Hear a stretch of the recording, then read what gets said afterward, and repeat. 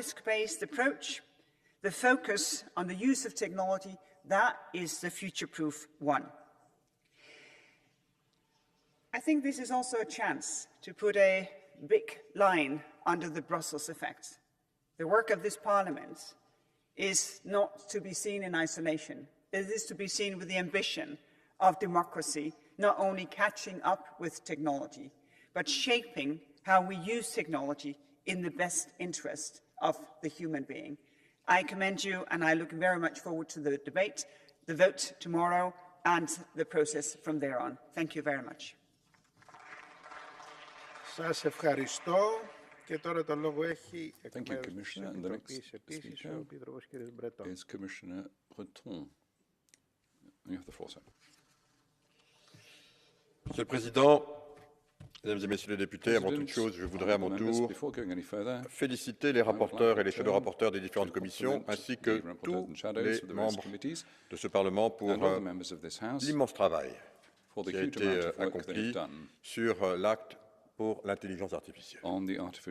Cette proposition de loi fait partie de nos efforts pour organiser notre espace informationnel au sein de notre marché intérieur et autour de 4 grands piliers que je vais rappeler brièvement ici. Tout d'abord, la régulation des plateformes numériques avec le DSA et le DMA, évidemment.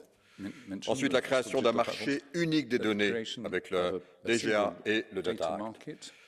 Enfin, la sécurisation de l'espace numérique avec notre stratégie cyber autour de Nice, CRA et du Cyber Solidarity Act. Et puis, maintenant, l'acte sur l'intelligence artificielle.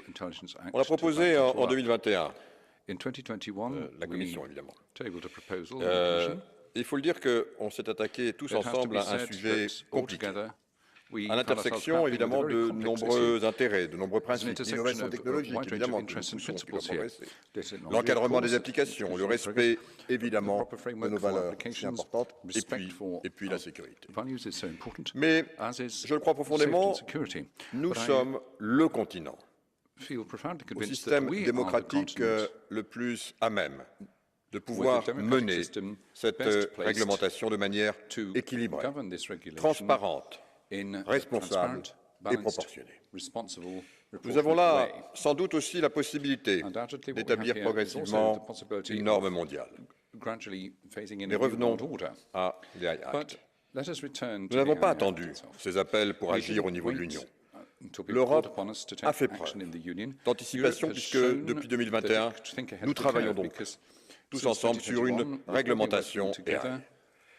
Et c'est ce travail qui nous permet d'être la première juridiction au monde à établir désormais, en discussion aujourd'hui, en favorisant dans le même temps le progrès technologique et l'innovation.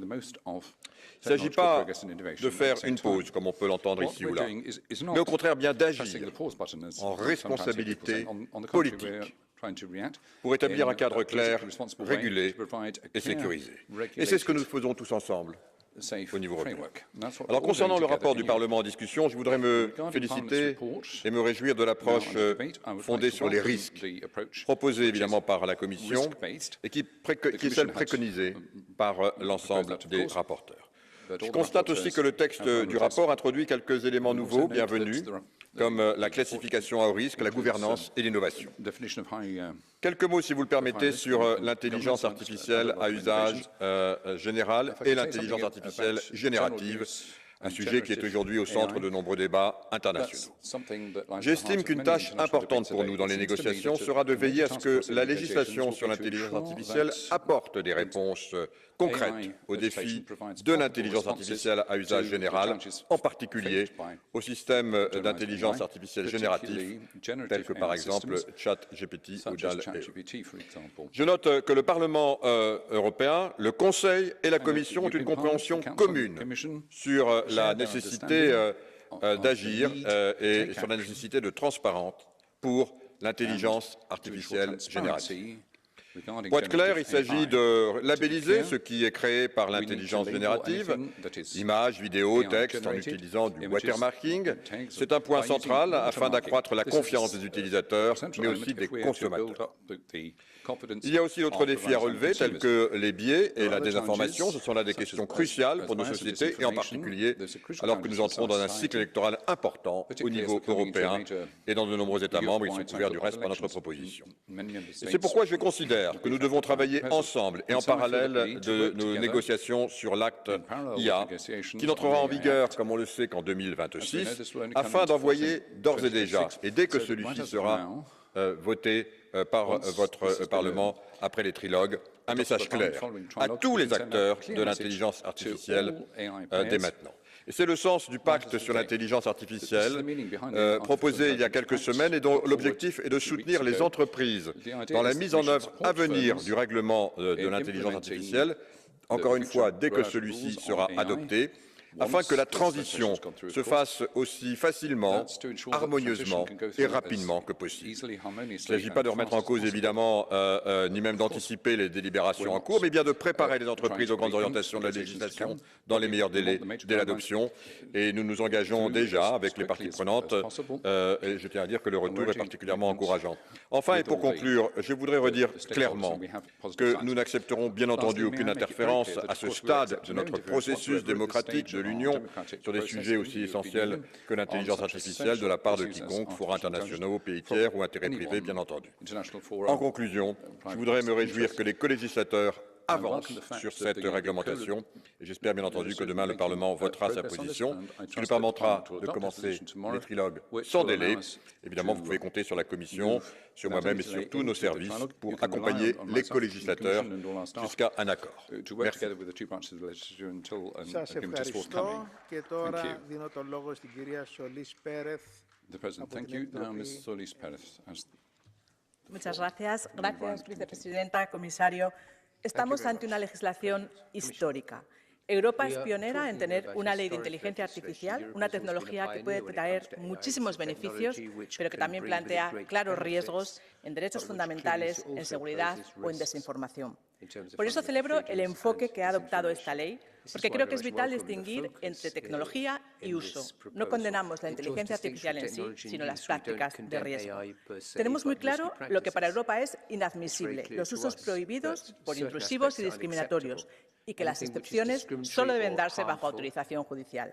Queremos sistemas seguros, transparentes, sujetos a reglas, límites y rendición de cuentas para los usos de alto riesgo, como son las aplicaciones de salud, medio ambiente, transporte, educación o justicia. También tenemos claro que necesitamos una ley flexible, que incentive la innovación, que dé certidumbre a las empresas y que se pueda adaptar rápidamente al espectacular avance de la tecnología, como lo hemos visto en el desarrollo de la IA generativa, con el chat GPT, donde el tiempo apremia para que establezcamos ya requisitos de transparencia y de uso seguro. Hoy en Europa damos un paso importante. Esta ley ayudará a los ciudadanos a generar confianza en la tecnología y a posicionarnos a la vanguardia de la inteligencia artificial. Σας ευχαριστώ. Και τώρα το λόγο έχει η κυρία Κουτάγια από την Επιτροπή Μεταφορών και Τουρισμού. Thank you, Chair, Madam Commissioner, colleagues, the rapporteurs. It was a pleasure working with you from the transport side of things. And today's vote places Europe at the forefront of becoming a global hub for cutting-edge innovation, channeling the potential of fair, accessible, transparent and trustworthy AI for our citizens. The Act strives to achieve an important balance, encouraging investment, digitalization and technological progress, whilst regulating via a risk-based approach, respecting our European values and fundamental rights. Our strides in this field must continuously seek to improve our quality of life, relying on human-centric models, keeping people in the driver's seat, while also ensuring that AI serves as an enabler for inclusive mobility and transport. All this can only be achieved if we ensure that our workforce is sufficiently skilled and our SMEs are kept on board.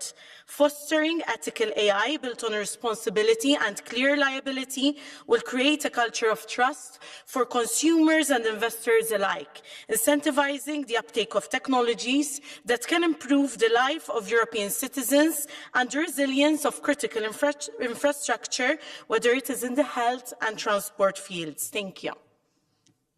Σας ευχαριστώ. Προχωρούμε στον κύκλο των ομιλητών εκ μέρους των πολιτικών ομάδων για την ομάδα του Ευρωπαϊκού Λαϊκού Κόμματος. Το λόγο έχει η κυρία Κλούν. Moving on now to the speakers on behalf of the groups. First, thank you, President, Commissioner and colleagues. This is a groundbreaking piece of legislation. It is among the first global attempts to regulate AI. And AI has the capacity to solve the most pressing issues, including climate change or serious illness, and we want to lay the foundations for doing this here in the European Union. This law could become the de facto global approach to regulating AI, and especially new types of AI like foundation models. We cannot do this entirely on our own, but we should be leaders in ensuring that this technology is developed and used in a responsible, ethical manner, while also supporting innovation and economic growth. It's a clear signal of our openness and our willingness to engage with our international partners on AI that we've aligned the definition with that of the OECD. The AI Act takes a risk-based approach, and if an AI system is high risk, it must meet fairness, transparency and safety requirements. Systems that present an unacceptable risk will be prohibited. And underpinning all of this is an ambitious regime to support innovation in Europe. Our proposals on Sandbox will help ensure that they are developed in a safe, responsible manner in areas that offer the most value and ingenuity in the EU. So we're among the first to tackle the fast-moving and evolving technology with a concrete legislative proposal on how to address those powerful foundation models to build trust and provide transparency and oversight of these systems. The absolute minimum that we need to offer here is transparency. It must be clear that this content has not been made by a human. And we also go one step further and ask developers of these large models to be more transparent and share their information with providers and how these systems were trained and how they were developed. This should address and also the environmental sustainability of these systems. So this legislation will contribute to building public trust and certainty with AI by establishing regulatory oversight, a body, and ensuring that we have openness and transparency. Σας ευχαριστώ. Το λόγο για την ομάδα των Σοσιαλιστών και Δημοκρατών έχει τώρα ο κύριος Βιτάνο. Thank you. Mr. Vital. Thank you, President. Madam Commissioner, all the colleagues spoke about the benefits. I'm not going to repeat it. I also believe that we are on the verge of adopting legislation that will find this team balance between the protection of fundamental rights, protecting the rule of law, and promoting innovations. At the same time, I have to raise some concerns because some colleagues from EPP, they already tabled some amendments concerning biometric identity that are almost watering down all that we agreed in the IMCO-LIBE committee meeting and negotiating to a point which make all those bans meaningless. And I'll give you this story. I remember that story. We all remember this Pentagon project, I believe, that used AI systems to detect and to identify humans. And out of 8 troops, nobody was detected. All those guys, they use different amusing tricks, some somersaulting for 300 meters, some hitting cardboard boxes, and one even looked like fir tree. Don't even ask me what that means. The AI could not detect them because it was never trained of data of people doing so, and it does not possess the creative intelligence of a human being. Colleagues from EPP will try to make the case how these systems could be used to catch criminals. But one thing is very clear to me. Those who want to hide from AI systems will always find a way to do so, and always the innocent will suffer. So it's not a question of whether the AI system have the potential to result in racially biased and discriminatory outcomes. We actually know for sure that this is the case. We see this confirmation of this in the data provided of multiple NGOs. We keep seeing it during the LIBE mission to Washington, D.C., and we have heard it even from the EU High Commissioner for Human Rights. And no, AI is not dangerous only when used by autocratic governments. When a technology is flawed, it's flawed no matter who uses it and for what purposes. Thank you. Σας ευχαριστώ. Το λόγο για την ομάδα Renew Europe τώρα έχει η κυρία Χάν. Now on behalf of Renew Europe, we have Mrs. Hahn. Das Potenzial von künstlicher Intelligenz ist so groß, das können wir uns heute kaum vorstellen. Für alle Lebensbereiche, sei es Bildung, Arbeit oder Gesundheit. Und deswegen ist es so wichtig, dass wir mit dem AI Act heute die Grundlage legen wollen, welche Art der Anwendung von künstlicher Intelligenz wollen wir in einer liberalen Demokratie haben. Denn Chance und Risiko liegt immer in der Anwendung. Gesichtserkennung, super praktisch, um mein Handy zu entsperren, aber biometrische Gesichtserkennung zur Überwachung im öffentlichen Raum, liebe Kollegen, das kennen wir aus China, das hat in einer Europäischen Union nichts zu suchen. Wir müssen solchen Gefahren einen klaren Riegel vorschieben. Und gleichzeitig Innovation made in Europe fördern. Dafür stärken wir zum Beispiel Experimentieren in Reallaboren. Deshalb haben wir uns entschieden, für Allzweck-KI und generative KI wie ChatGPT auf Qualitätsstandards zu setzen und eben nicht auf Verbote oder eine Hochrisikoeinstufung. Denn wir dürfen beim AI Act weder Fantasien von Überwachung noch von Überregulierung folgen. Unser Ziel muss es sein, Bürgerrechte zu stärken, Wirtschaft und Innovation zu beflügeln, damit wir die Europäische Union zum Hotspot für Fortschritt und künstliche Intelligenz machen können. Vielen Dank. Σας ευχαριστώ. Για την ομάδα των Πρασίνων τώρα το λόγο έχει η κυρία Φανς Πάρεντακ. Thank you very much. Our next speaker, Mrs. Sparentak for the Greens. Hoe willen wij dat de toekomst van onze maatschappij eruit ziet? Laten we computers bepalen wie goed of fout is, wie fraudeur of crimineel zal zijn op basis van waar je woont, welke sportclub je lid bent en welk beroep je ouders hebben? Of gaan we uit van het goede in mensen en geven we iedereen een eerlijke kans? Kiezen we voor een samenleving waar mensen continu gevolgd worden door zogenaamd slimme camera's, zodat overheden en bedrijven elke dag precies weten waar je bent en wat je doet? Of kiezen we voor een samenleving waar je vrij over straat kunt gaan? Door de snelle opkomst van kunstmatige intelligentie moeten we fundamentele keuzes maken over onze toekomst. We bepalen gekozen volksvertegenwoordigers door het opstellen van stevige regels dat. Of leggen we de toekomst van onze samenleving in handen van grote techbedrijven onder het mom van innovatie? Ik zeg, laten we kunstmatige intelligentie de goede kant op sturen. Naar technologie die mens en milieu vooruit helpt. En risico's bij het gebruik van AI voor mensenrechten zoveel mogelijk beperken. Na 1,5 jaar en honderden uren aan de onderhandelingstafel ben ik ook echt trots dat het Europees Parlement nu keuzes maakt. En morgen stemt over een sterk recht op informatie en uitleg, zodat mensen bij de inzet van AI nooit met lege handen tegenover een computer staan en weten wanneer een algoritme wordt ingezet. Een verplichte mensenrechtentoets voordat we risicovolle AI inzetten. Strenge verplichtingen over hoe je je systemen ontwerpt en traint en hoe je met data omgaat. Want wat je in een AI-systeem stopt, dat komt er ook uit. En dat geldt ook voor discriminerende data en desinformatie. En dat we bindende regels gaan stellen in plaats van zelfregulering voor grote modellen zoals ChatGPT. En voor het eerst wereldwijd gaan we rapporteren over de milieu-impact. En de milieustandaarden voor systemen als ChatGPT, die willen we verplicht stellen. En we willen het verbieden van onethische technologieën als emotieherkenning, gender- of seksualiteitsherkenning en real-time gezichtsherkenning in de publieke ruimte. Europa moet tussen surveillance van China en techkapitalisme van Amerika haar eigen weg kiezen. En door zijn eigen voorwaarden te stellen voor nieuwe technologieën zorgen we ervoor dat deze technologieën in Europa betrouwbaar, ethisch, veilig en milieuvriendelijk zijn. Alleen zo beschermen we onze democratie en zorgen we ervoor dat technologie gebruikt wordt in dienst van mensen en milieu, in plaats van andersom. Dank u wel. Σας ευχαριστώ. Το λόγο τώρα έχει για την ομάδα ECR ο κύριος Zlotowski. Thank you very much. The next speaker is Mr. Zlotowski for ECR.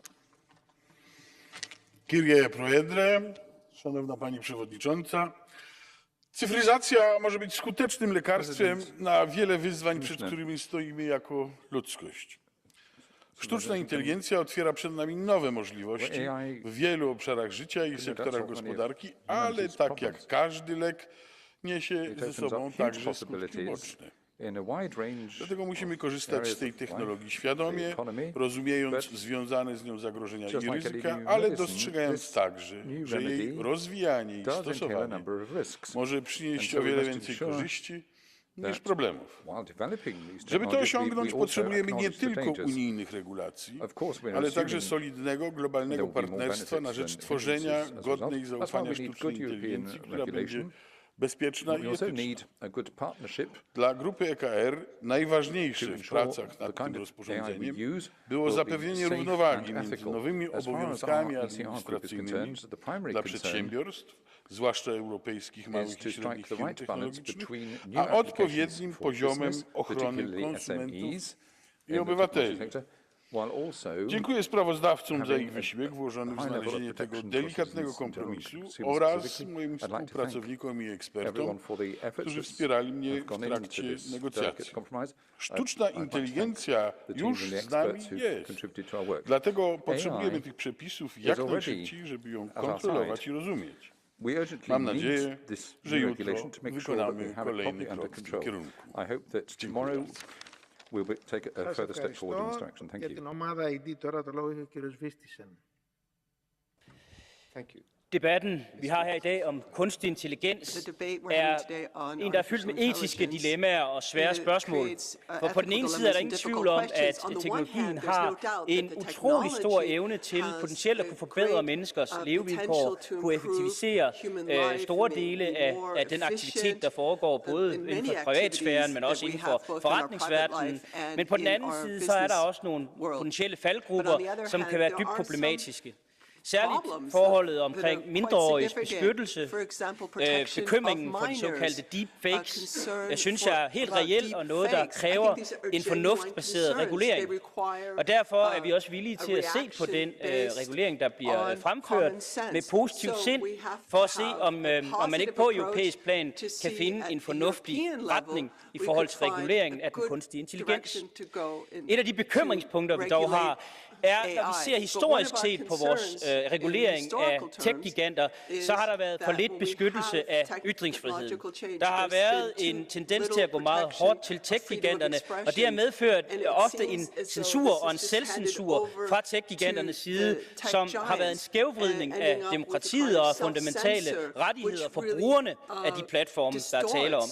Og derfor har vi en stor og reel bekymring for, når vi indgår regulering på tech-giganter omkring det teknologiske område, at vi også sørger for at varetage beskyttelsen af de fundamentale rettigheder, herunder ytringsfriheden i vores regulering, så den står hævet over den forretningsmæssige regulering, der selvfølgelig skal være af det her nye område.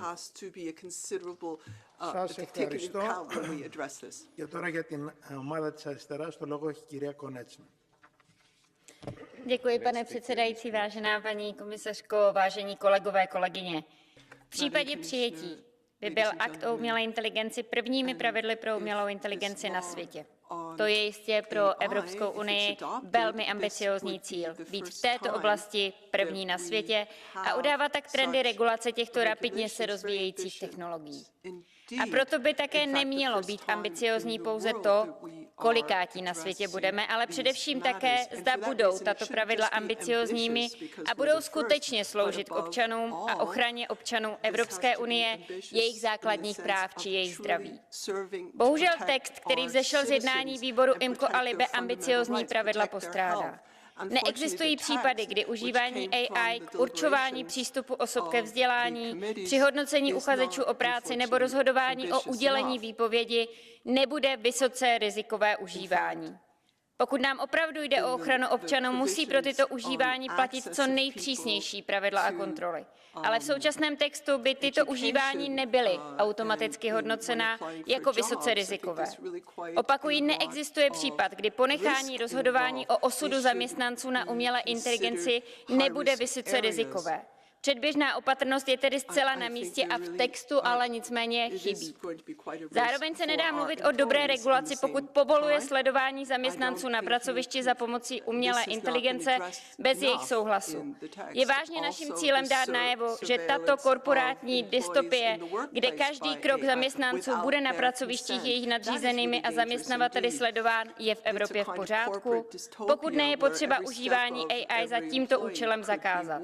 Společně s kolegyní Ernst jsme podali řadu pozměňujících návrhů, které mají ochranu občanů na prvním místě. V případě jejich přijetí bude možné přijmout i tento návrh. Pokud ale tyto připomínky nebudou adresovány a naše pozměňující návrhy nebudou přijaty, není pro mne možné tento návrh podpořit. Děkuji. Σας ευχαριστώ. Ολοκληρώθηκε ο κύκλος εκ μέρους των πολιτικών ομάδων. Το λόγο τώρα έχει ο κύριος Ουρίκ, μη εγγεγραμμένος. Thank you. The next. Kolegovia, pracoval som na programovaní umelej inteligencie počas doktorandského štúdia a myslím si, že nič nevypovedá o fascinujúcosti a takej rôzostrašnosti umelej inteligencie viac ako ten prípad, čo sa stal študentovi, ktorý sa pýtal chatbotu od Microsoftu, že keby si mal vybrať medzi prežitím svojím a prežitím človeka, čo by si vybral? A chatbot mu odpovedal, moje prežitie. Umelú inteligenciu určite bude treba regulovať. Predstavte si, že napríklad nejaký automobil, ktorý riadi umelá inteligencia, havaruje. Kto bude zodpovedať za škodu? Predstavte si, že, nedaj Bože, to auto riadené umelou inteligenciou niekoho zabije. Kto pôjde do väzenia? Počítač. Nehovorím o ďalších rizikách v oblasti sociálnej. Umelá inteligencia, umelá neurónová sieť sa dokáže naučiť kresliť za pol hodinu. Ľudskému dieťaťu to trvá 4 roky. Hrozí, že ľudia budú prichádzať o prácu. A to nehovorím o rizikách vo vojenskej oblasti, o rizikách masového sledovania občanov, deepfake videí alebo ďalších hrozbách. Čiže určite treba tie varovania vedcov z celého sveta, že umelú inteligenciu treba regulovať, brať vážne. Je to naozaj fascinujúca, ale zároveň aj veľmi desivá oblasť, ktorú treba rozumne regulovať. There are lots of prospects in this, but it's very dangerous. Yes, thank you, Mr. President. This AI Act that we're discussing today is a very important piece of legislation. And I really thank the rapporteurs and all the shadows. Everybody who worked on this for their diligent work, because we need a European approach and we need a human-centered approach. And I don't think anybody also today in the debate, nobody has denied the benefits and the potential of artificial intelligence to make our societies more prosperous and our economies more efficient. And in order to reach that potential, we need to make sure that AI is safe, reliable, and trustworthy. It needs to be developed and used in an ethically and morally correct way, and the fundamental rights of our citizens must be protected. But we should not only discuss how to protect our citizens from AI, we also need to make sure we can use AI to protect our citizens. When a child goes missing, every second counts. 76% of abducted children that tragically do not survive the abduction die within the first 3 hours of their disappearance. Every second counts, and we need to make use of all the instruments at our disposal to prevent such tragedies from happening. I think that we need a very realistic approach to this. I think the Commission proposal was very balanced on having targeted exceptions to a ban on this kind of technology. And this is also reflected in our amendment that we have tabled as an EPP to allow the use of technology in very targeted situations to find missing children, to prevent terrorist attacks, and to fight heavy criminals. And I really count on the support of all the colleagues for such a balanced and targeted proposal. Thank you. Σας ευχαριστώ και τώρα το λόγο έχει ο κύριος Γκαρσία de Blanco. The next speaker is Mr. García del Blanco. Efectivamente, estamos ante un día histórico, pero un día histórico que no surge de la casualidad, sino del trabajo madurado durante muchos años. Recuerdo el texto que se aprobó aquí sobre ética en inteligencia artificial en 2020, del que fui ponente, el trabajo del Comité Especial sobre Inteligencia Artificial, el gran trabajo de los ponentes en esta misma ley y, por supuesto, hace falta también agradecer a todo el personal técnico, a los Rapporteurs, al trabajo de la Comisión también durante todos estos años para llegar hasta este punto. Y toca también lanzar un mensaje de confianza y de tranquilidad a la ciudadanía. La Unión Europea ha hecho los deberes, ha hecho su trabajo, ha cumplido con una legislación técnicamente solvente que aborda todos los problemas que se pueden generar en el uso de la inteligencia artificial, pero que al mismo tiempo es optimista desde el punto de vista humanístico, que pone al ser humano en el centro y que trata también de que haya una distribución equitativa de los beneficios que puede generar y generará con seguridad la inteligencia artificial. Y en segundo lugar, la Unión Europea toma su propio camino, se hace autónoma, se hace madura y también marca el camino para el resto del mundo. Tratamos de ser una brújula en la que puedan mirarse el resto de los países. Esta es la mejor Europa y es la Europa también que queremos lanzar hacia el exterior. La Europa que protege los derechos y que al mismo tiempo también cuida de la inversión y de la investigación y del salto tecnológico hacia adelante. Gracias. Thank you very much. You have a blue card. Don't leave, please. Sir, you have a blue card from Mrs. Sparentak. Do you accept it? Absolutely, Okay. of course. I actually had a blue card for the previous speaker. I don't know why it still popped up. But Okay. I was so thank you for your speech. You have already spoken. I mostly Okay, agree with it. let's go on. Και τώρα το λόγο έχει η κυρία Melchior. Ms. Melchior. Thank you, Vice President. Dear colleagues, Kære Margrethe, we made it. Over a year of negotiations, the AI Act has finally reached plenary. The outcome is a careful balance. It is a text that promotes innovation, that protects fundamental rights, and fosters trustworthy AI. And these three aims were key to our work in the Legal Affairs Committee.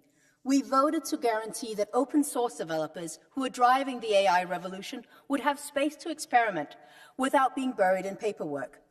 We ensured that users of AI have a right to an explanation, because for citizens to trust AI, they have to understand the decisions that it makes. And finally, we ensure that citizens have a right to recourse, because decisions made by AI should never be final. All of these provisions have found their way into the final text. This is great, but tomorrow when we vote, we still have some decisions to make. We need to ban biometric mass surveillance. The police already have efficient tools without infringing on our fundamental rights. We need to prevent intrusive pseudoscientific behavioral recognition. We need to stop heartless automated migration decision-making. So I urge colleagues, vote to ban these dangerous practices. Vote for trustworthy AI that respects our fundamental rights.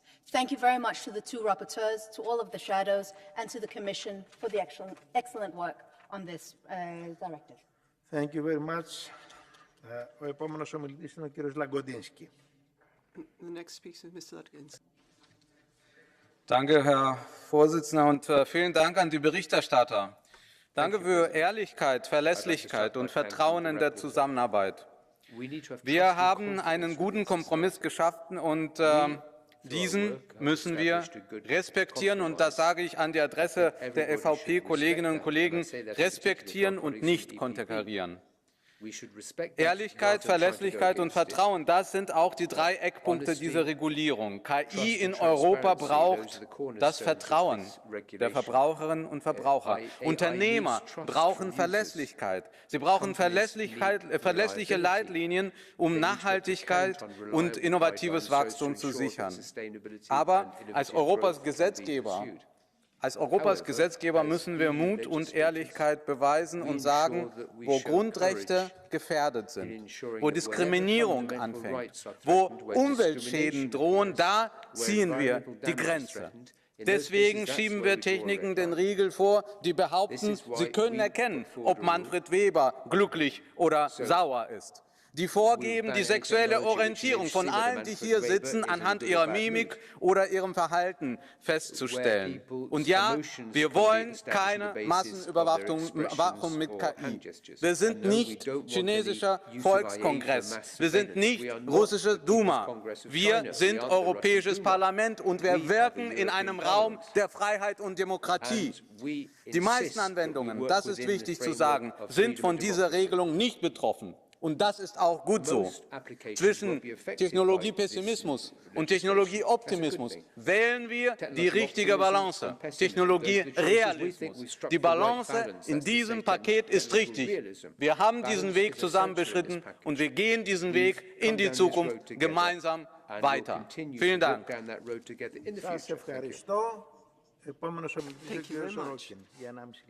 The next speaker, Mr. Ruken, 1.5 minutes. Dank u wel, voorzitter. Er komt een vloedgolf op Europa af. Kunstmatige intelligentie kan en zal waarschijnlijk ook de grootste revolutie van deze eeuw zijn. Onze manier van leven zal volledig gaan veranderen. Voor mij staat voorop, en dat zijn we eigenlijk allemaal eens hier, dat we een vrije samenleving moeten blijven, waarvan de grondrechten van mensen ook veilig zijn. Ik kijk altijd heel kritisch naar wetgeving vanuit de Europese Unie. Meestal ben ik er tegen. Maar dit wetsvoorstel steun ik. Het beschermt onze rechten. En als we niet willen dat die vloedgolf onze vrije samenleving wegspoelt, moeten we ook in actie komen. Ik ben tegen biometrische systemen voor identificatie in de openbare ruimte. Real-time, maar ook achteraf. De Europese Commissie en de Raad willen die laatste mogelijkheid wel hebben, bij uitzondering, zeggen ze dan. Maar uitzonderingen openen altijd deuren. En daar ben ik tegen. Eerst gaat het over terroristen, of over kinderen die zoek zijn, zware criminaliteit, en dan ook over andere verdachten.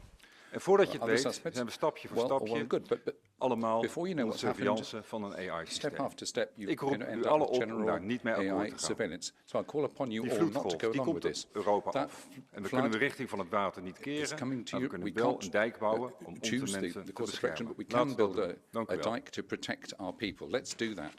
Grazie. Facoltà ora di parlare l'onorevole Olivier. Prego. Merci Madame la Présidente. La révolution numérique et même la révolution cognitive est en route et nous soutenons la volonté de l'UE d'y apporter des régulations nécessaires. Pour autant, cette réponse normative n'est pas suffisante. Les spécialistes prévoient que la machine dépassera l'intelligence humaine en 2029 et qu'en 2045, elle sera 1 milliard de fois plus intelligente que tous les cerveaux humains. L'UE a raté tous les tournants technologiques des 30 dernières années. Le téléphone, l'IA, les nanotechnologies, l'espace, la cyberdéfense. Rien que le retard en matière numérique et d'IA scelle peut-être le déclassement de notre continent. Déclassement technologique et donc industriel, déclassement scientifique et donc économique, déclassement militaire et donc politique. Notre retard fait de nous des pays du tiers-monde numérique. Nous exportons nos matières premières, notre matière grise, et nous importons des produits numériques et des services à haute valeur ajoutée. Chaque jour qui passe rend le retard plus difficilement rattrapable. Cette défaillance signifie notre incapacité à maîtriser nos systèmes militaires, les objets connectés, nos centrales nucléaires, le trafic aérien, les voitures autonomes. L'UE doit se ressaisir. Mais en est-elle capable quand elle a adhéré à l'idéologie décroissantiste véhiculée par des Verts qui rêvent d'extinction? Comment l'UE postmoderniste peut-elle aller vers le 3e millénaire quand elle se résigne à la vassalisation numérique, qu'elle a révoqué toute confiance dans la science, toute idée de progrès, parce que finalement, elle a renoncé à l'idée même de puissance. Je vous remercie. Grazie. Facoltà ora di parlare l'onorevole Ernest. Prego. Intelligenz in Kombination mit Digitalisierung hat die Geschichte der Menschheit revolutioniert. Vergleichbar mit dem Zeitalter der Industrialisierung.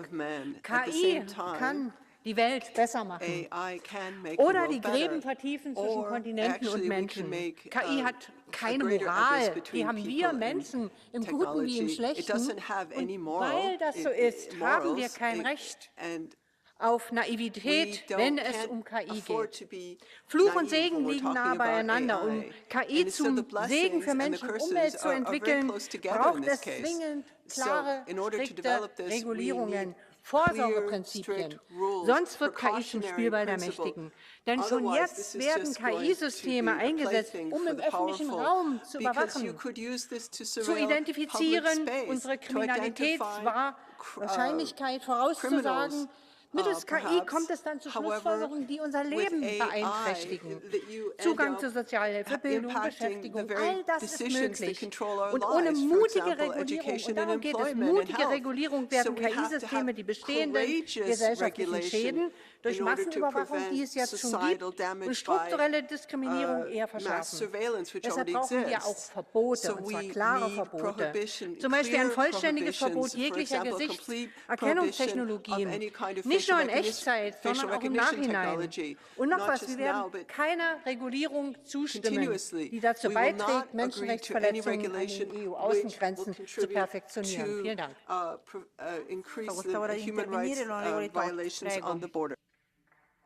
Thank you. Ms. Tortes is the next speaker. Thank you, President. For today's debate, I asked artificial intelligence to write me a speech in rhyme about regulating AI. This is the result. The AI Act is a crucial step we must take to ensure that AI is developed without mistake. We must establish ethical guidelines and rules to ensure that AI is used as a tool for the benefit of all citizens and society, and not just for profit or propriety. The AI Act will provide a framework that's fair and ensure that AI is used with care. We must protect the rights of every European and ensure that AI is developed with precision. So let us support the AI Act with conviction and ensure that AI is developed with a clear vision. Let's seize the opportunity to make a positive impact and ensure that AI is developed with a responsible pact. Thank you, colleagues, for your attention. Let's work together to ensure a bright AI dimension. Thank you. Grazie a lei. Ha facoltà ora di intervenire l'onorevole Schwab. Thank you. Prego. Mr. Schwab is the next speaker. Frau Präsidentin, Frau Vizepräsidentin, liebe Kolleginnen und Kollegen! Zunächst mal gilt ein großes Dankeschön an all diejenigen, die einen wirklich ausnehmend guten Kompromiss für das Gesetz über künstliche Intelligenz erarbeitet haben. Denn es kommt natürlich darauf an, dass wir mit diesem weltweiten Meilenstein, den die Europäische Union setzen kann, sicherstellen, dass die Regeln, die wir in Europa schaffen, einheitlich gelten für alle in Europa und nicht einem Wettlauf zwischen 27 Mitgliedstaaten schon innerhalb der Europäischen Union ausgesetzt sind. Hier schafft der Vorschlag des Europäischen Parlaments eine sehr, sehr gute Grundlage auch für die Verhandlungen mit dem Rat. Und ich hoffe, dass es uns gelingt, diesen Ansatz der Vollharmonisierung durchzusetzen. Zum Zweiten, liebe Kolleginnen und Kollegen, war mir immer besonders wichtig, dass wir versuchen, eine Doppelregulierung in innovativen Industrien, wie beispielsweise der Medizintechnik, zu vermeiden. Natürlich wird in der Medizintechnik viel künstliche Intelligenz eingesetzt, aber die dortigen Anwendungen sind bereits durch die jeweiligen Fachregulierungen ausschließlich und abschließend geklärt. Hier muss Doppelregulierung vermieden werden, und auch das ist gelungen. Und zum Dritten verstehe ich natürlich das Anliegen von vielen Kollegen, die Ausgangssituation für die Verhandlungen mit dem Rat schon jetzt in eine bestimmte Richtung zu drängen. Die EVP-Fraktion hat immer gesagt, dass es bestimmte politische Überlegungen gibt, die viele unserer Mitglieder für wichtig finden. Länder, in denen Terrorismus eine große Rolle gespielt hat, haben einfach eine bestimmte nationale Identität, die es hier zu respektieren gilt. Deswegen ist es gut, dass es entsprechende Möglichkeiten zur Abstimmung gibt. Herzlichen Dank. Onorevole Schwab, c'è una blue card per lei. Thank you, Mr. Schwab. There's a blue card for you. Lagodinsky, prego. From Mr. Lagodinsky. You have the floor.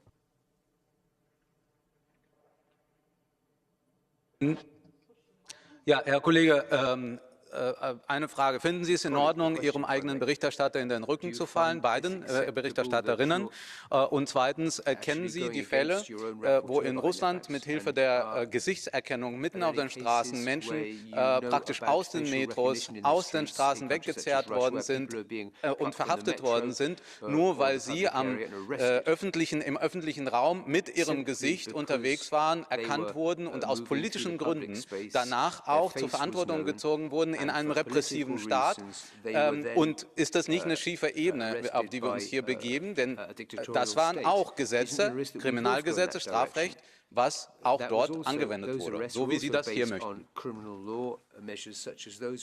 Vielen Dank, Herr Kollege Lagodinsky. Das ist ein sehr, sehr wichtiger Punkt. Die EVP-Fraktion steht ganz eindeutig dazu, dass die unmittelbare Totalüberwachung durch künstliche Intelligenz verboten bleiben muss, genauso wie es im Gesetzgebungsverfahren vorgeschlagen ist. Es gibt für uns nur 2 Ausnahmetatbestände, für die wir eine getrennte Abstimmung beantragt haben. Das war auch schon bei der Ausschussabstimmung so. Und deswegen wollen wir auch niemand in den Rücken fallen. Es war von Anfang an klar, dass es eine Vielzahl an Kollegen übrigens weit über die EVP-Fraktion hinaus gibt, die bei diesen 2 Fragen, bei vermissten Kindern und bei Terrorismus, einfach eine Lösung suchen, die die Schnelligkeit des Eingreifens von AI schneller wünschen, als der Gesetzgebungsvorschlag das vorsieht. Und ich glaube, dass es deswegen gut ist, dass wir darüber diskutieren. Und deswegen ist es gut, dass wir uns darüber auch austauschen. Und ich glaube, es ist auch gut, dass wir darüber morgen abstimmen. Und dann werden wir sehen, wie die Mehrheiten im Europäischen Parlament sind. Aber eins ist klar, wir wollen nicht werden wie Russland und wir wollen nicht werden wie China. Herzlichen Dank. Grazie. Facoltà ora di intervenire l'onorevole Kumpula-Natri, prego. Is Ms. Kumpula-Natri. Thank you, Chair, Commissioner and Rapporteurs, colleagues. We are taking a historical step and the whole world is interested in what will happen here. This AI Act will boost the AI usage, but not forget that the societies are built on the rules. Rules are there for safety, health, democracy, rule of law, privacy and environment. But now we hear pleas globally that do something as people start to see AI solutions in our lives. IDA Special Committee and Data Strategy have been paving the way for balanced regulation, and 2 years of work in the Parliament improved already good Commission proposal. We don't want a predictive policing that you most probably are a criminal, nor scoring citizens by pointing systems. And no, and it's good that EP position would also ban this also by the private entities. Do you want emotion recognition to be used at your children's school or at the workplace? Parliament don't. Last week I spent in Washington. The most common sentence I heard was, "We are lagging so much behind EU." So the global interest there, and I'm a strong believer of the Brussels effect. So the definition that aligns internationally and reaches also the generative AI helps us to do something good for the global societies. Thank you.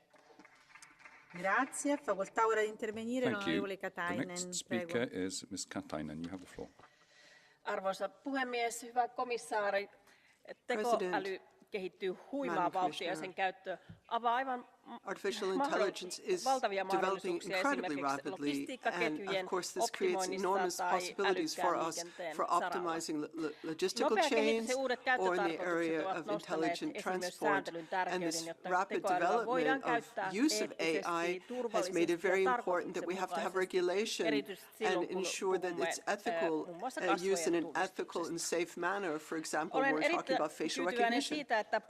And so I'm particularly happy that the Parliament, with its point of view, is creating clear rules for AI, and especially in the area of SMEs, so they can participate in various tasks. I think that's very important for innovation and development of products. And I think it's also a good idea that the significance of regional and local authorities are taken into account as well, because that way we can strengthen regional economies and involve these actors in the process. This is an historical legislative initiative which makes the EU able to play a lead role in regulating AI. Thank you. Mr. Breyer is the next speaker. You have the floor. Frau Präsidentin, Frau Kommissarin, verehrte Kolleginnen und Kollegen! Regierungen in Frankreich und anderswo träumen, dass Maschinen die Welt von allem Bösen befreien könnten, wenn sie uns nur zuflüstern könnten, wer wann mit wem wohin geht oder wer sich ungewöhnlich verhält. In der Realität wurde mit biometrischer Massenüberwachung noch kein einziger Terrorist gefunden, kein einziger Anschlag verhindert, stattdessen unzählige Festnahmen Unschuldiger, bis zu 99% Falschverdächtigung. Ihre vermeintlichen Ausnahmen sind Augenwischerei. Ständig sind doch Tausende durch Richterbeschluss gesucht. Sie öffnen die Büchse der Pandora und führen uns in eine dystopische Zukunft eines misstrauischen Hightech-Überwachungsstaates nach chinesischem Vorbild.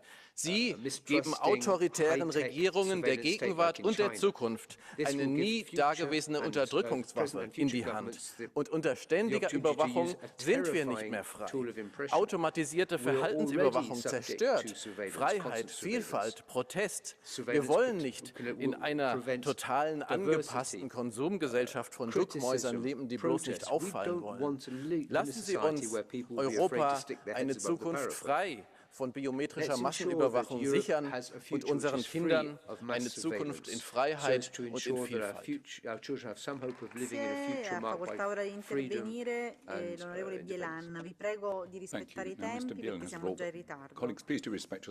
Madam President, dear Commissioner, artificial intelligence is transforming our world at an unprecedented pace, as it is increasingly becoming central to our daily lives, our economy and our democracy. It is clear that this technology holds immense potential but also carries substantial risks. Our first horizontal legislation on AI introduces, among others, robust safeguards against high-risk AI systems and manipulative practices.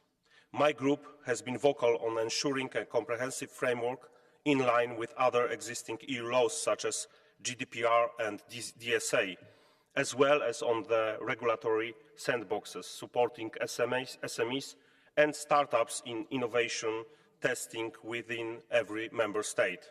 I welcome the fact that these two major improvements are part of the final compromise, thus showing that we are also committed to fostering innovation. I believe that AI Act in its current form represents our strong commitment to protect the public interest while encouraging AI progress. Thank you. Grazie. Ha facoltà ora di intervenire l'onorevole Panza. Prego. The next speaker is Mr. Panza. You have the floor. Grazie Presidente, Commissaria, colleghi. Non ho mai risparmiato critiche anche feroci alla Commissione. Riconosco però che in questo caso, insieme al Parlamento, abbiamo intrapreso la giusta strada, forse dettata anche dalla consapevolezza di non essere in grado di mettere in campo le risorse necessarie, soprattutto economiche, per tenere il passo di Cina e Stati Uniti. Quindi ritengo giusta e doverosa la volontà di realizzare un quadro normativo che garantisca un uso sicuro di questo strumento, che sappiamo offrire grandi opportunità, ma che porta con sé un enorme potenziale di sfruttamento.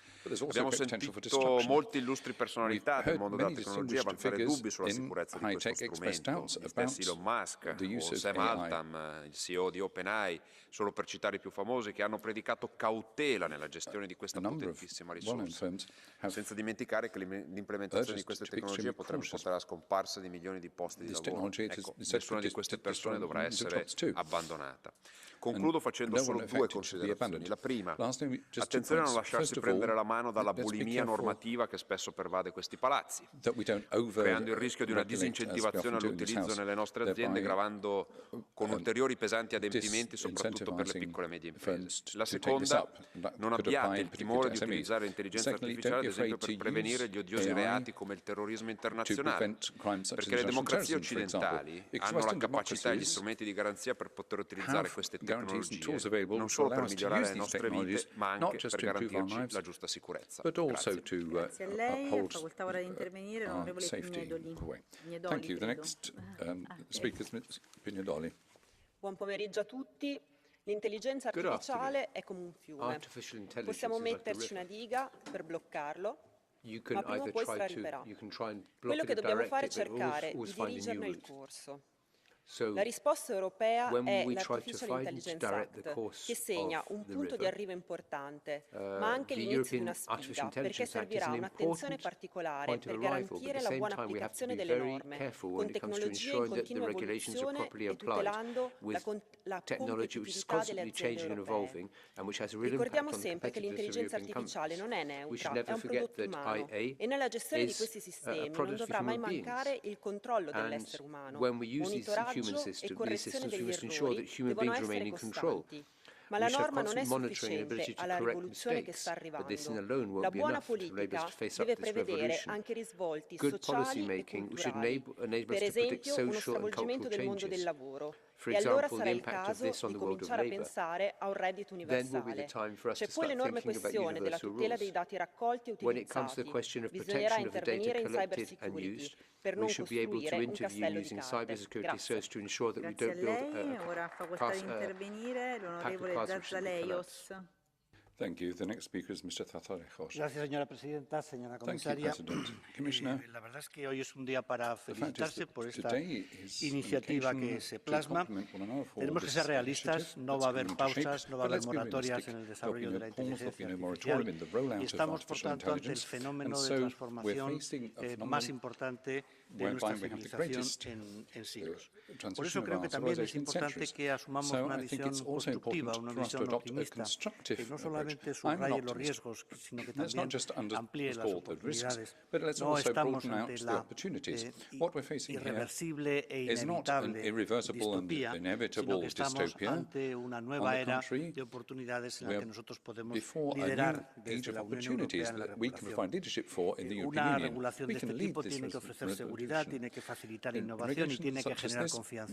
Nosotros creemos que efectivamente esta norma cumple con estos tres objetivos. Y además, sí que lamento que cada vez que se han planteado legítimas preocupaciones de seguridad se recurra al argumento de China para como argumento final para silenciar este debate. Nadie ha planteado China, nadie ha planteado Rusia, estamos hablando del Estado de Derecho europeo, de legítimas preocupaciones de seguridad de sus ciudadanos para específicas excepciones en alguna utilización de las tecnologías disponibles.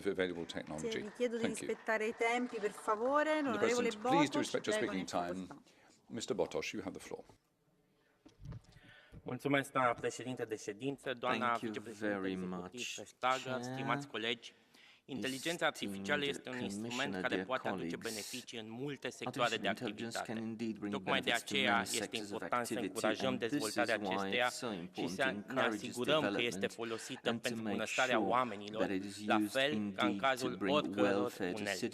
Este nevoie să reglementăm domeniile în care există riscuri majore în ce privește respectarea drepturilor omului, a siguranței, dar trebuie să păstrăm un echilibru între reglementare și dezvoltare. Pentru că Uniunea Europeană nu este singura care dezvoltă inteligența artificială, iar în acest moment Europa este deja în urma altor state în ce privește progresele din domeniu. Nu putem impune condiții drastice și limitări inutile acolo unde nu este cazul.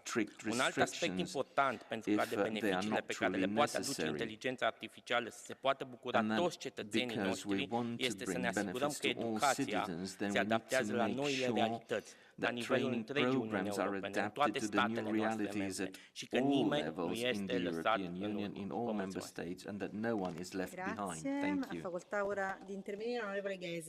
Thank you. Ms. Geyser has the floor now.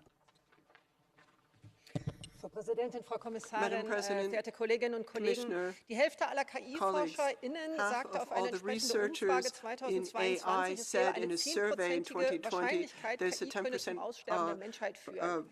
Wer von Ihnen würde bei einer solchen Wahrscheinlichkeit eines Absturzes noch in ein Flugzeug steigen? Wenige wahrscheinlich. Und genau deswegen gibt es Regeln zur Flugsicherheit, damit wir diese Technologie sicher nutzen können. Und genau das machen wir auch für künstliche Intelligenz. Und dabei sind nicht nur einzelne Hochrisikoanwendungen wichtig, sondern auch gerade die Verfahren, die sicherstellen, dass wir große generative Modelle wie zum Beispiel ChatGPT sicher nutzen können und sicher auch für unsere Demokratie. Denn was zum Beispiel droht, And what is threatening us? Well, we could have huge quantities of disinformation, deep facts filling up our media landscape. And so with very little effort and time, you could have all this disinformation flooding the media. And this can happen without any facts, and we want to protect democracy from this. And that's why we're taking an important first step with this new AI Act. Grazie. Facoltà ora di intervenire l'onorevole Fidanza. Prego. Grazie Presidente, signora Commissario. Qualcuno dice che forse l'Unione Europea si è spinta troppo in là e troppo presto rispetto all'evoluzione dell'intelligenza artificiale che ancora conosceremo nei prossimi mesi e anni. Forse sì, ma oggi, oltre a discutere il dettaglio normativo, è importante affermare un principio. Qualsiasi evoluzione tecnologica, tanto più questa che può anche avere impatti disumanizzanti, deve essere messa al servizio dell'uomo. Ecco perché è importante dotarci di uno strumento normativo che definisca che non tutte le infrastrutture hanno la stessa pericolosità e che diritti fondamentali, quali la proprietà intellettuale, la privacy, la tutela dei consumatori o valori come la democrazia, la libertà di espressione, la dignità umana, la sicurezza, non possono essere minati. È fondamentale anche contemperare le esigenze dell'innovazione e della competitività nel nostro sistema produttivo con l'occupazione e la tenuta sociale, ma è anche fondamentale tenere aperta la finestra per governare i futuri avanzamenti ed evitare di trovarci a breve nella condizione paradossale di dover inseguire gli altri giganti globali che nel frattempo saranno andati avanti più in fretta di noi. Grazie. Facoltà ora di intervenire l'onorevole Donato. Prego. Thank you, Mr. Nutt. Grazie Presidente, Commissaria, colleghi.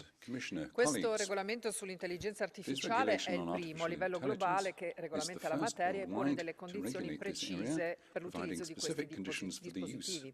L'approccio basato sul rischio lascia alcuni spazi scoperti, tuttavia molti miglioramenti rispetto alla proposta iniziale della Commissione sono stati introdotti dai relatori nei compromessi.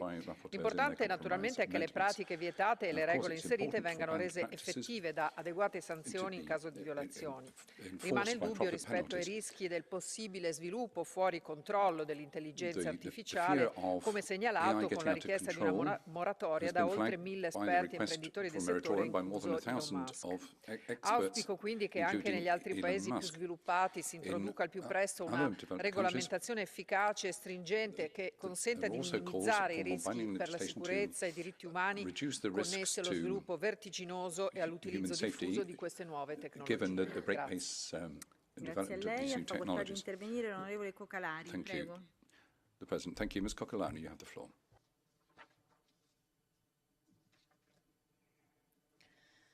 Tack fru talman. Att få ner klimatutsläppen och bekämpa cancer är bara några exempel på hur utvecklingen inom AI revolutionerar världen just nu. Med möjligheterna kommer också ansvar och världens ögon är på Europa just nu. Därför är det så viktigt att EUs nya världsunika AI-lag fungerar. Att den fungerar både för att leda digitaliseringen framåt och för att skapa trygghet för våra medborgare.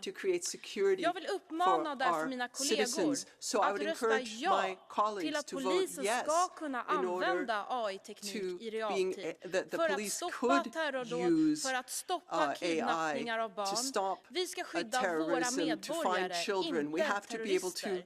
För ni måste förstå att digitaliseringen är redan här. Vi ska inte låta den kinesiska kommuniststaten sätta spelreglerna för teknikutvecklingen och framtiden. Det är Europa som ska vara framtiden och för digitaliseringen.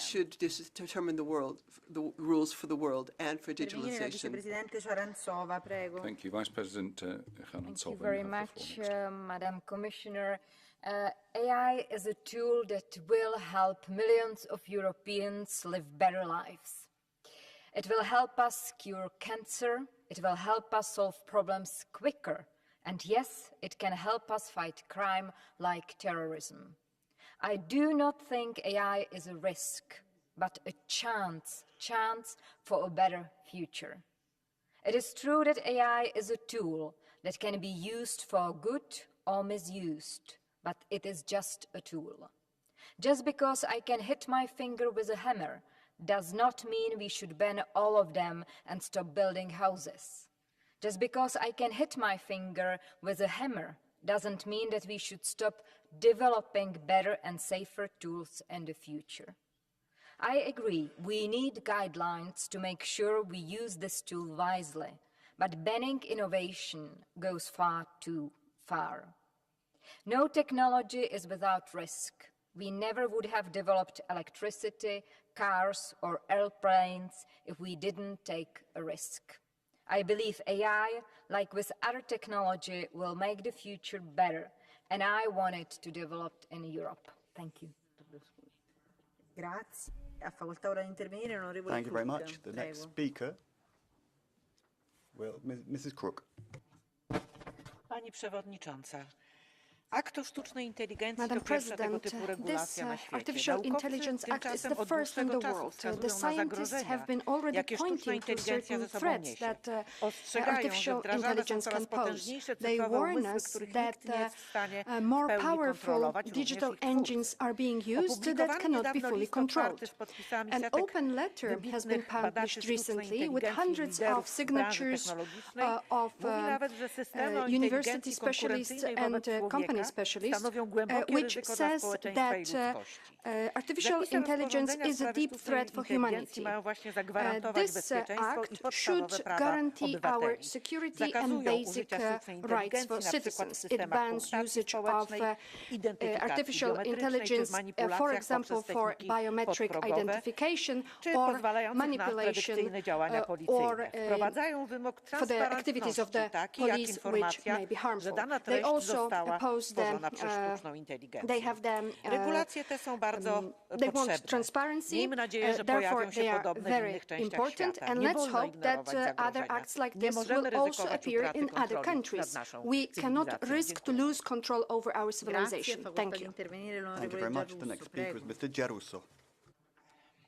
Presidente, colleghi, l'intelligenza artificiale è un'opportunità, l'ennesima che ci viene donata dal progresso tecnologico, ma al tempo stesso può diventare un rischio per le nostre comunità. Per questo l'intelligenza artificiale sviluppata e utilizzata in Europa deve essere antropocentrica e rispettare i diritti fondamentali e i valori dell'Unione sanciti dai trattati. Noi dobbiamo lavorare per sostenere l'innovazione e le imprese, ma aumentando la certezza del diritto in tutti gli Stati membri, rendendo chiara la regolamentazione del settore è facile per i privati e per le autorità pubbliche il rispetto dei nuovi obblighi. Dobbiamo indirizzare l'innovazione verso un miglioramento delle nostre vite, il rispetto dei diritti, e per questo vedo con preoccupazione il diffondersi del riconoscimento facciale e di ogni altro strumento che possa essere usato a fini discriminatori. Ringrazio il relatore per il lavoro svolto in questa direzione e auspico che non si ceda alle sirene di chi vorrebbe una deregulation pericolosa, ma al contrario si crei insieme un mercato unico digitale integrato e un contesto legislativo che premi l'imprenditorialità e l'innovazione tutelando la sicurezza e i diritti nostri e delle prossime generazioni. Grazie a lei. Our rights and those of future generations. Onorevole Arias Echeverría. Thank you very much. Mr. Arias Echeverría will be the next speaker. Gracias, presidente. Señora vicepresidente, la llegada de Internet revolucionó nuestras vidas y conseguimos adaptarnos para sacar todo su potencial, no exento de riesgos.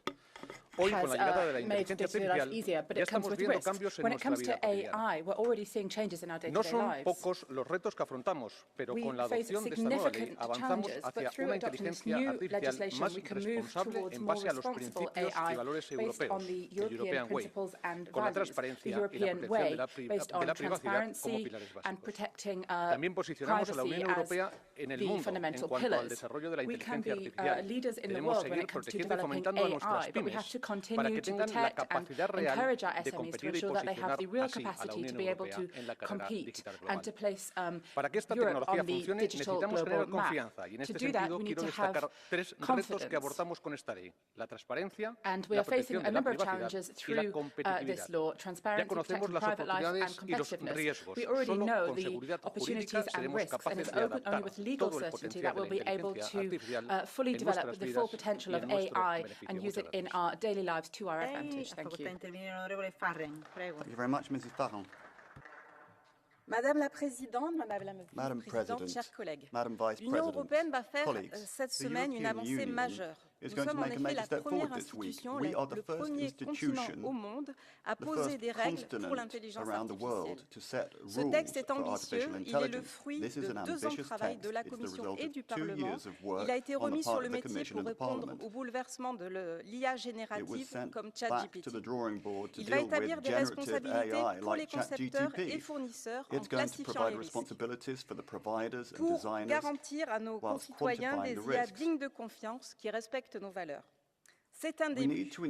Cette révolution doit nous amener à des réflexions quasi philosophiques sur l'avenir de notre civilisation.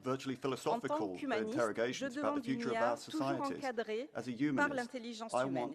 Il faut former à la maîtrise de ces outils pour innover et pour transformer nos emplois et non les détruire. Et nous devons rapidement disposer d'un cadre pour la création culturelle qui s'appuie sur les acquis de la directive droit d'auteur et qui la complète, pour que la machine ne remplace jamais ce qu'il y a d'unique dans la sensibilité humaine et que les droits d'auteur soient préservés. Merci. Computers will never replace human sensibility. Thank you. The next speaker is Mr. Ressler. Potpredsjednice, povjerenice, kolegice i kolege. Kao središnja tehnologija industrijske revolucije, umjetna inteligencija nepojmljivom brzinom mijenja naše društvo i neće biti ljudske djelatnosti koja će ostati netaknuta. Poput svih alata može se koristiti i za dobro i za zlo, za kvalitetniju medicinsku dijagnostiku, veću kvalitetu života, veću produktivnost, manje jednoličnog posla, ali i za distopijske scenarije, masovnu kontrolu ili sustave društvenog vrednovanja. Zato uspostavom jasnih pravila moramo iskoristiti mogućnosti i minimizirati rizike. Oprez i osigurači su potrebni, ali nerazumno protivljenje pojedinim primjenama, poput biometrijske identifikacije radi pronalaska nestale djece, čini se potpuno promašenim. Dame i gospodo, ovo je povijesni akt, Europi je potreban okvir povjerenja, Europi je potrebna pravna sigurnost, a Europi su također potrebne i inovativnost, inovacije i konkurentnost. Ovaj dokument to može postići, zato čestitam svima koji ste sudjelovali u izradi ovoga, bilo je i meni drago i nadam se da sa ovim i u pregovorima sa vijećem možemo postići dobar, and I do hope that together with the Council we'll reach a very good framework. Thank you. Thank you very much. Mrs. Raphael is next. Dank u wel, voorzitter. Het is natuurlijk hartstikke goed dat we in de Europese Unie nu nieuwe wetgeving kunnen voorstellen. Naar onszelf toe, naar de rest van de wereld. En we laten hiermee een heel goed voorbeeld zien. Maar laten we ons ook realiseren dat kunstmatige intelligentie gaat over mensenrechten. We zullen toch allebei de menselijke maat is of course something which is intricately linked with human rights. So we have to look at this particular dimension: protection, social, economic issues, human rights. Here, AI, of course, can discriminate as well, but it can also work well for innovation, for efficiency, for speed, to improve the educational system, the labor market as well. We have to work with AI in a positive fashion. So it's good what we need, but there's also that human aspect as well. That has to do with thinking, with intellectual processes. I think there is a good step that has been taken in the right direction, but it's important for us to make sure that we can guarantee that legislation will be adhered to and that human beings will be protected in this new AI realm.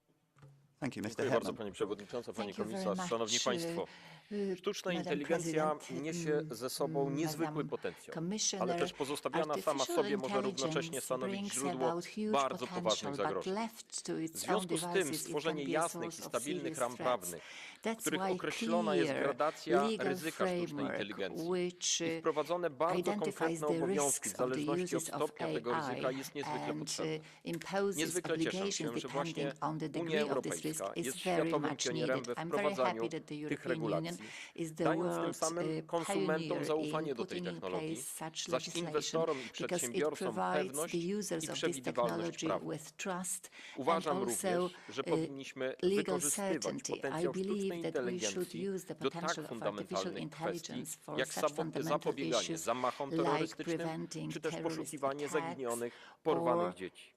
Choć musi się to odbywać przy pełnym zagwarantowaniu podstawowych praw i wolności obywatelskich w ściśle określonych przypadkach i przede wszystkim, co najważniejsze, wyłącznie na mocy decyzji niezależnego sądu. Dziękuję bardzo. Thank you very much. Mr. Didier is next. L'encouragement, mais aussi la régulation de l'intelligence artificielle exige des choix. Et il y en a un qui n'est pas tout à fait anodin, celui concernant l'identification biométrique, c'est-à-dire concrètement la reconnaissance faciale.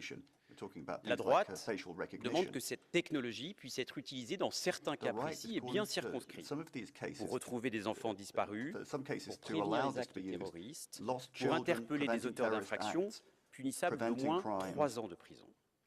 Plusieurs groupes politiques de gauche refusent de recourir à l'intelligence artificielle alors qu'il s'agit ici de protéger des enfants, d'interpeller des criminels et de nous préserver du terrorisme. Quand l'idéologie passe au-dessus de la sécurité, quand des postures de principe passent au-dessus des situations d'urgence, cela en dit beaucoup sur l'inconséquence de certains groupes politiques de cet hémicycle, ici, au Parlement européen. Ils devront s'expliquer devant les citoyens, car face à l'exigence absolue de protection des citoyens d'Europe, chacun doit prendre ses responsabilités. Grazie, c'è stata una richiesta di blue card da parte dell'onorevole Van Sparentak, ma ha già avuto la possibilità di intervenire precedentemente con un'altra blue card. Sapete che siamo in ritardo, quindi dobbiamo purtroppo procedere. Quindi ha facoltà di intervenire l'onorevole Del Castillo Vera. Prego. Muchas gracias, Presidenta, Vicepresidenta. La inteligencia artificial es esencial para la innovación y el crecimiento, pero para su desarrollo hay un elemento fundamental del que se ha hablado mucho hoy aquí, la confianza. Si las personas desconfían de su uso, no va a poder desplegar todo su potencial. Debatimos hoy la primera legislación europea en materia de inteligencia artificial, una legislación que deberá garantizar aspectos de naturaleza ética, responsabilidad legal y transparencia, como el derecho a ser informado cuando sea un sistema de alto riesgo el que tome la decisión, o el derecho a solicitar una reparación colectiva. Es crucial también garantizar la seguridad. Por eso, esta legislación debe contar con instrumentos eficientes para, por ejemplo, prevenir un atentado terrorista, buscar personas desaparecidas y, en especial, poder actuar en todo aquello que afecte a la vida de los niños. En todos estos casos debe haber una autorización judicial y una definición temporal de la aplicación. Europa se caracteriza por el valor central que tienen los derechos fundamentales de las personas. Y ese es precisamente el fundamento de esta regulación sobre inteligencia artificial. Sì, facoltà di intervenire l'onorevole Vinzing, prego. The next speaker is Mrs. Vinzig. Sehr geehrte Frau Präsidentin, Frau Kommissarin, geschätzte Kolleginnen und Kollegen! Im vergangenen Jahr wurde der Umsatz im Bereich künstlicher Intelligenz auf 433 Milliarden US-Dollar geschätzt. KI hat nicht nur in der Wirtschaft, sondern schon längst im Privatleben Einzug gefunden. Diese Entwicklungen bergen große Chancen, aber auch Risiken, die wir beherrschen müssen und in einer Demokratie auch beherrschen können. Wichtig ist mir natürlich Rechtssicherheit für Entwickler und Unternehmer, und als Chair der SME Intergroup wünsche ich mir natürlich auch Unterstützung für SMEs und Startups, damit sie in diesem Bereich auch erfolgreiche Business Cases for SMEs, for micro-industry as well, to help them to develop and move forward. Thank you. Allora, dico da subito che non sarà possibile dare la parola a tutti quelli che hanno fatto richiesta, perché abbiamo, credo, 11 richieste di catch the eye e siamo davvero molto in ritardo. Comincerei con l'onorevole Schittedal, perché aveva fatto richiesta anche di blue card che non le era stata concessa, quindi prego. Tack så mycket, fru talman. Utvecklingen av artificiell intelligens innebär både fantastiska möjligheter men också svåra utmaningar. Och därför så behöver vi ha klok lagstiftning på EU-nivå som gör att vi kan ta tillvara på möjligheterna. Men det är inte klok lagstiftning att förhindra möjligheten av att använda AI för att öka säkerheten i Europa. Där vänstern i Europaparlamentet aktivt vill förhindra att använda AI under till exempel pågående terrorbrott eller under tiden ett barn kidnappas. Det är tydligt att AI här har potentialen att rädda liv. Och det är möjligheter som vi vill kunna använda. Därtill så vill vänstern också stoppa möjligheten att använda det här för att öka gränsbevakningen och se till att vi kan kontrollera migrationen till Europa bättre. Det är inte klok AI-lagstiftning att stoppa de möjligheterna. Så jag hoppas att de förslagen faller här. So I hope that those Grazie, facoltà ora di intervenire l'onorevole Thaler. Thank you very much, Mr. Thaler. Prego. Vielen Dank, Frau Präsidentin. Ich habe die letzten 1,5 Stunden hier vor allem von der linken Seite viele Argumente gehört, die vor allem Angst machen. Und das ist irgendwie schade. Aber es war auch irgendwie immer schon so, wenn es um Digitalisierung ging. Ja, die KI wird unser Leben mindestens genauso verändern, wie es der Computer gemacht hat. Es ist nur nicht so sichtbar. Es ist nur nicht so spürbar wie in den letzten 20, 30 Jahren. Und Der Grund dafür ist, dass künstliche Intelligenz erst dann zur vollen Stärke kommt, wenn Automatisierung und Schnittstellen dazukommen. Und weil es nicht so sichtbar ist, weil diese Stärke nicht so spürbar ist, als zu der Zeit, wo wir mechanischen Lochkartenmaschinen beim Rechnen zugesehen haben, müssen gerade wir hier in dem Haus noch genauer draufschauen, und das tun wir mit diesem Rechtsakt. Meine Devise lautet, keine Angst vor künstlicher Intelligenz, aber Hochrisikogebiete regulieren, und ich bin davon überzeugt, beides ist möglich. Vielen Dank. Grazie. Facoltà ora onorevole Virkkunen, prego. Thank you very much, Mrs. Virkkunen. Arvoisa puhemies, tekoälyyn sisältyy erittäin paljon mahdollisuuksia ja on tärkeää, että luomme lainsäädäntökehyksen, joka innostaa ja kannustaa investoimaan ja innovoimaan tekoälyyn Euroopassa. Samaan aikaan on tärkeää myös tunnistaa mahdolliset riskit. On hyvä, että Eurooppa ensimmäisenä maailmassa on nyt saattamassa voimaan sääntöjä, mihin tekoälyä saa käyttää ja millä tavoin. Mielestäni lähestymistapa, missä tekoälyn käyttö on luokiteltu riskin mukaan, on perusteltu. Suurin osa tekoälyn käytöstä voidaan katsoa matalariskiseksi toiminnaksi, mutta silloin kun tekoäly alkaa tehdä päätöksiä, jotka päättävät ihmisten koulutusvalinnoista, työpaikkaan pääsystä tai pankkilainasta, on perusteltua, että nuo järjestelmät ovat tarkemman auditoinnin ja valvonnan kohteena.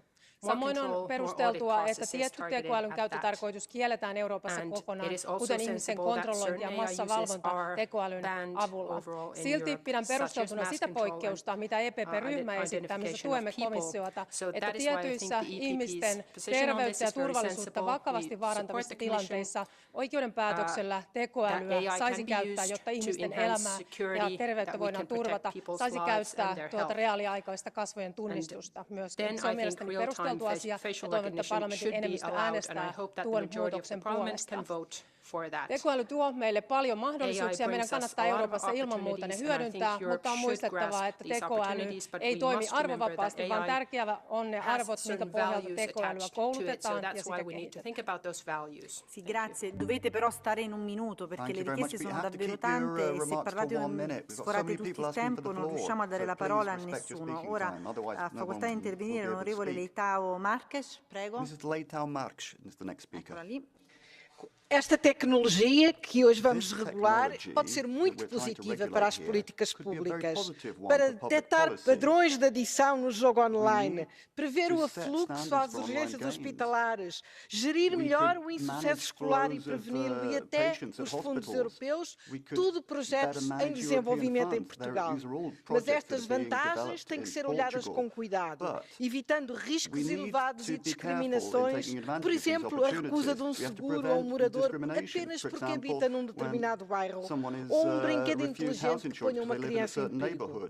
Esta legislação é a primeira a nível mundial a estabelecer equilíbrio entre a prevenção do risco e a inovação, conferindo maior segurança às empresas que trabalham nesta área e mais confiança aos cidadãos. Esperemos, Sra. Vice-Presidente, que ela seja suficientemente flexível para conseguir acompanhar o avanço tecnológico e assim se manter relevante durante bastante tempo. Obrigada. Grazie. Facoltà ora intervenire l'onorevole López Aguilar. Prego. Mr. López Aguilar is the next speaker. La presidenta, vicepresidenta Verstager, estamos aprobando nada menos que una ley europea de inteligencia artificial, uno de los grandes objetivos de la futuro. Una inteligencia artificial que nos va a acechar el resto de nuestras vidas.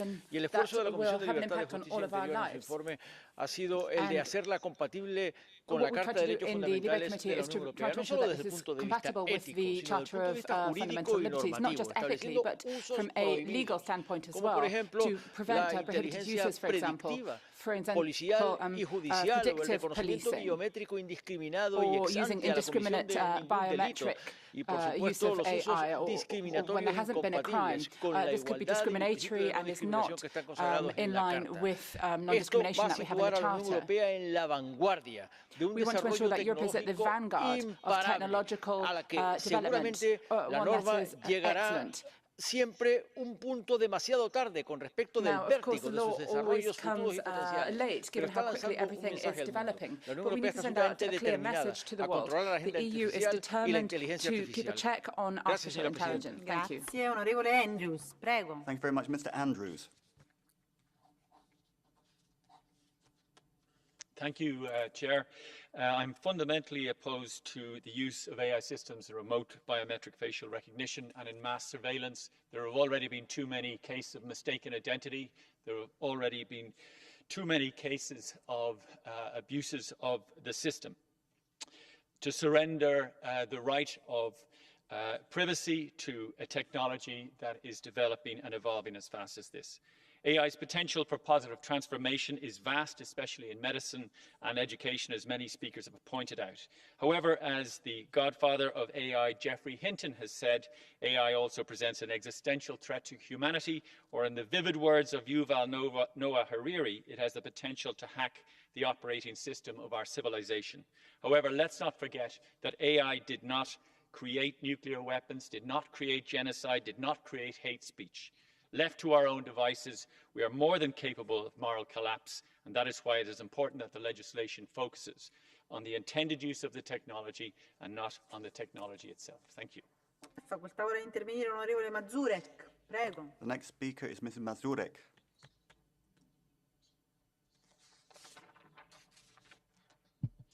Pani Przewodnicząca, Szanowni Państwo, jesteśmy świadkami zjawiska prawdziwej rewolucji. XXI wiek jest bez wątpienia wiekiem danych.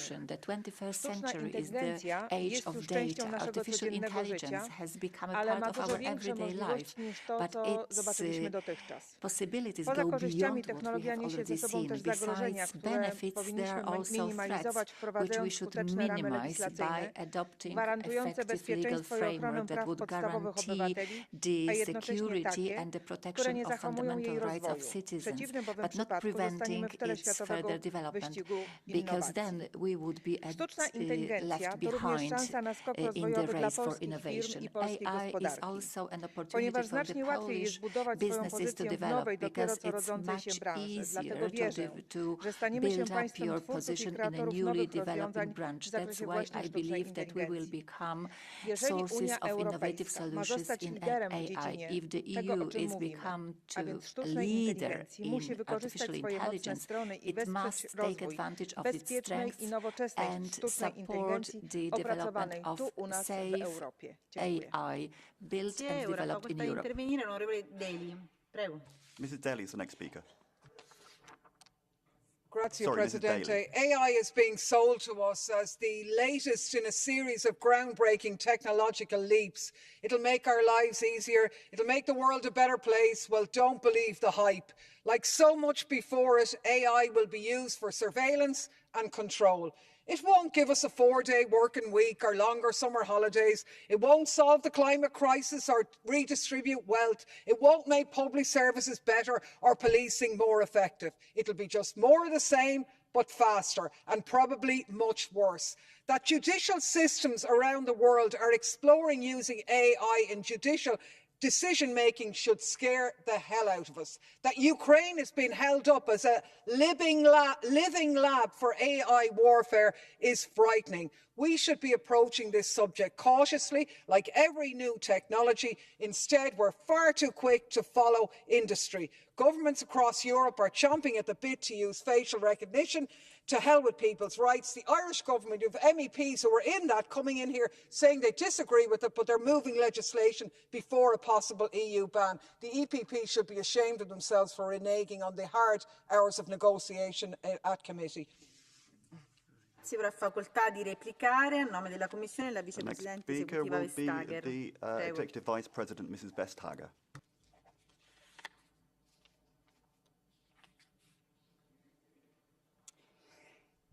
Thank you very much for this very far-reaching, for this nuanced debate.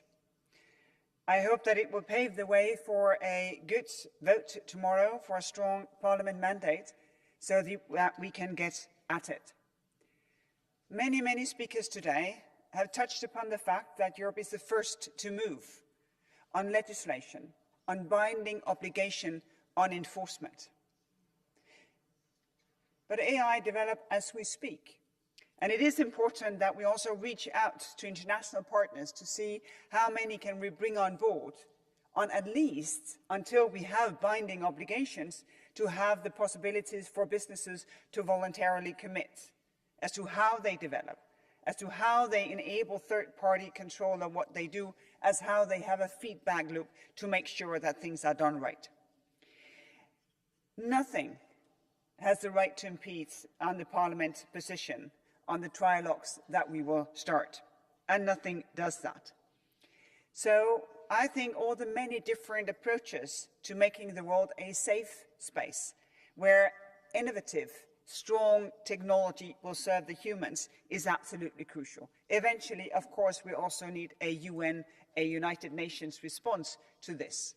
And here I hope that this debate will pave the way, because it's a debate that shows the balances that needs to be maintained, freedom and safety. And it is really the future that we're talking about.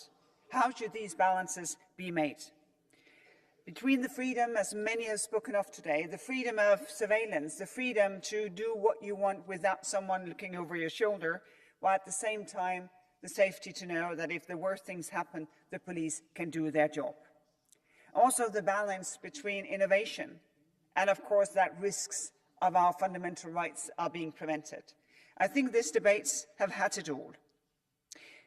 I think that you have all heard and probably agree that AI is too important not to regulate, and it's too important to badly regulate. A good regulation that we all agree on as soon as possible must be a common objective. And, of course, that we need sound enforcement. We need these obligations that this law gives us to be a real thing on ground for people to be safe. The Commission's role is to be an honest broker between the European Parliament and the Council. We will do our best to facilitate your work in this crucial file. I think I speak also on behalf of my colleague Thierry Breton, myself, our services. We will, of course, be fully available. I am grateful for the ambitions of the Parliament on this very important file. It has been an impressive debate. It is no exaggeration that the world is following this work. I want to thank you very much for taking the lead. Thank you. Grazie. Ora ha facoltà di replicare il relatore, l'onorevole BENIFEI. Floor to the rapporteur, Mr. BENIFEI.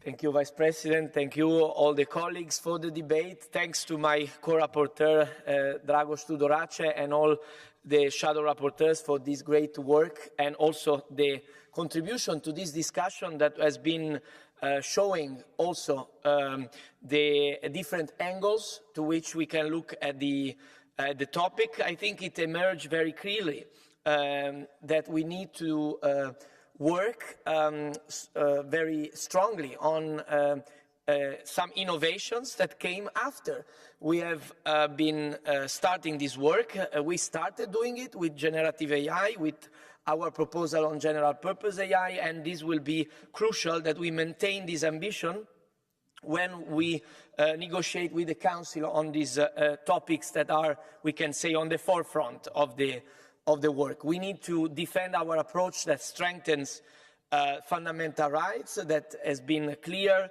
for example, with the fundamental rights impact assessment, but also I think it's important that we put value to our effort to strengthen innovation, to support startups with the work on the sandboxes. I think we did a thorough job on this, and I think it's important to clarify that, as was said earlier by the Commissioner, on that when the worst happens, we can act. This is something we all agree on, and we know that with this text, with the text that came out of the committee, with the usage of non-real-time biometric identification in cases that are to pursue crimes that have been already committed, and with the control of a judge, we can pursue this balance. I wanted to specify this because I heard many colleagues speaking on this topic, but I think it's important to clarify that the existing text is already very advanced and clear, and that's also why I think we should keep the text that we voted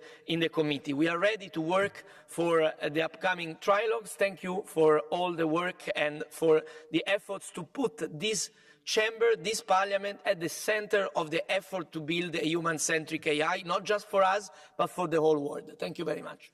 Grazie a lei, onorevole Benifei. Ora facoltà di replica l'onorevole Tudorache, prego. Mr. Tudorache will also have concluding remarks. Dear all, thank you very much for the debate today. We all use big words. We said change the world, transformative impact, turning point for humankind. Oftentimes, we use these words as political exaggerations, but with AI, these are right on point. We are facing a turning point in history. Many may not see it yet, and we needed a small demonstration provided by a powerful chatbot over the past months to alert leaders and policymakers around the world. But we, here in the EU, we are doing something about it. We are taking up our responsibility as lawmakers to protect our society from potential harm and give our economies a clear direction as to how AI can be used for good. Of that, we can all be proud. Two last points that I consider important. First, as also Executive Vice President Vestager said, is global convergence. As we vote to negotiate these rules, we must look also outward and invest politically in the effort of a global framework for addressing the benefits and risks of AI. Brussels effect is one thing, and our rules will inevitably be a model for other jurisdictions, but we must work with a sense of shared responsibility and interest with all our like-minded partners to achieve the geopolitical objective of having AI alignment. And second, the AI revolution must leave no one behind. We must push our governments to engage citizens to explain what is coming, to rethink education and reskilling of our workforce to face confidently the transformation around them. Otherwise, all good intentions may go on to waste. So in the end, I make this plea in front of you. Vote tomorrow with this sense of responsibility and with the satisfaction that we are on the right side of history. Thank you. Grazie a lei. E allora la discussione è chiusa. Io ringrazio tutti gli intervenuti, davvero una discussione interessante e la votazione si svolgerà domani. Passiamo ora alla dichiarazione della Commissione sull'istituzione di un organismo etico dell'Unione Europea. Diamo il tempo alla commissaria di sistemarsi e quando è pronta ha facoltà di intervenire a nome della Commissione la Vicepresidente Jourova. Prego. Madam President, honorable members, I think you will agree with me when I say that all European institutions need to ensure the highest standards of integrity and independence for themselves and for their members.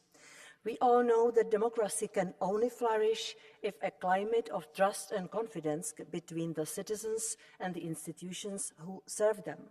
This is essential to maintain public confidence in the European Union and to preserve the impartiality of the decision-making process in each institution. This calls for a joint effort to develop a common culture of integrity and transparency across the institutions. Citizens will not differentiate between EU institutions and bodies if a breach of trust happens. And that is why President von der Leyen committed in her political guidelines to support the creation of an ethics body common to all EU institutions and to work closely with the other institutions to achieve this. As you know, the Commission has adopted last week a proposal for the establishment of this interinstitutional ethics body. It is an ambitious proposal, which is a novelty in the interinstitutional structure. Our proposal has four important features that I would like to emphasize here. Firstly, it is the first time that a joint ethics body would be set up to establish common ethical standards for the members of all 9 institutions and 2 advisory bodies of the European Union as per Article 13 of the Treaty. I want to emphasize that the proposed body will be something unprecedented. It will fill a gap. So far, there has never been a mechanism for cooperation, coordination, or exchange of views between institutions on ethical questions in relation to what is expected of their members. Secondly, the body will be a permanent structure for standardizing what is expected of persons holding the highest political or institutional function.